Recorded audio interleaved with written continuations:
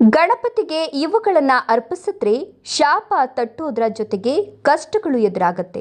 ಹೌದು, ಶಿವ ಮತ್ತು ಪಾರ್ವತಿ ಸುತನಾದ ಗಣೇಶನನ್ನ ವಿಶೇಷವಾಗಿ ಬುಧವಾರದಂದು ಸಂಕಷ್ಟ ಚತುರ್ಥಿ ದಿನದಂದು ಸೇರಿದಂತೆ ಇನ್ನಿತರ ಗಣೇಶನಿಗೆ ಸಂಬಂಧಿಸಿದ ಪ್ರಮುಖ ದಿನಗಳಂದು ಆತನನ್ನ ಶ್ರದ್ಧಾ ಭಕ್ತಿಯಿಂದ ಪೂಜಿಸಲಾಗುತ್ತದೆ.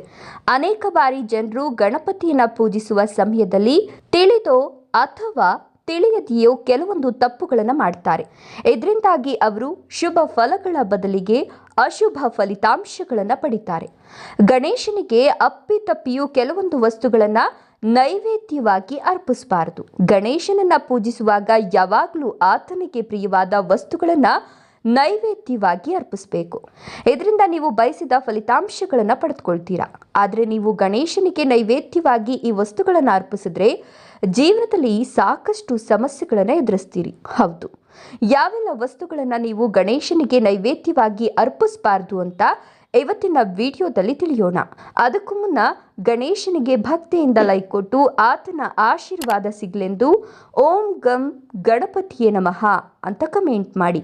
ಹಾಗೆ ನಿಮ್ಮ ಜೀವನದಲ್ಲಿ ಏನಾದರೂ ಸಮಸ್ಯೆಗಳು ಇದ್ದರೆ ಎಲ್ಲಿ ಕಾಣ್ತಿರುವ ಗುರೂಜಿ ನಂಬರಿಗೆ ಕರೆ ಮಾಡಿ ಫೋನಿನಲ್ಲಿ ಪರಿಹಾರ ತಿಳಿಸಿಕೊಡ್ತಾರೆ.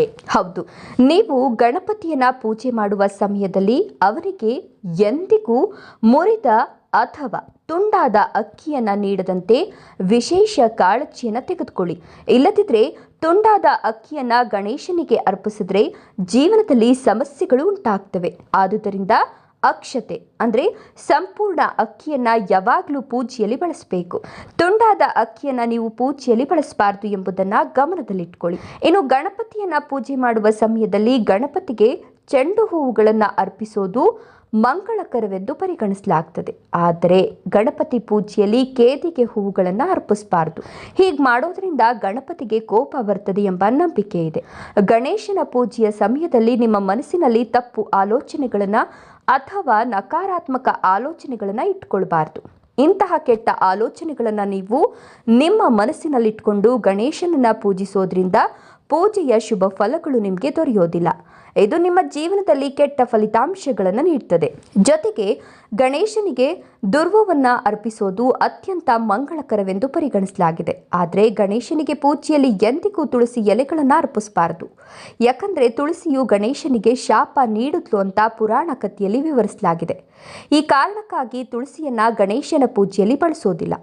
ಅಪ್ಪಿತಪ್ಪಿ ತುಳಸಿ ಎಲೆಯನ್ನ ಅರ್ಪಿಸಿದ್ರೆ ಎಲ್ಲ ಕೆಲಸ ಕಾರ್ಯಗಳಲ್ಲಿ ಅಡೆತಡೆಗಳನ್ನು ಎದುರಿಸಬೇಕಾಗ್ತದೆ. ಹೌದು, ಗಣಪತಿಯನ್ನ ಪೂಜಿಸುವಾಗ ನೀವು ಆತನಿಗೆ ನಾನು ತಿಳಿಸಿದ ವಸ್ತುಗಳನ್ನು ಅರ್ಪಿಸಬಾರದು ಎಂಬುದನ್ನು ಗಮನದಲ್ಲಿಟ್ಕೊಳ್ಳಿ.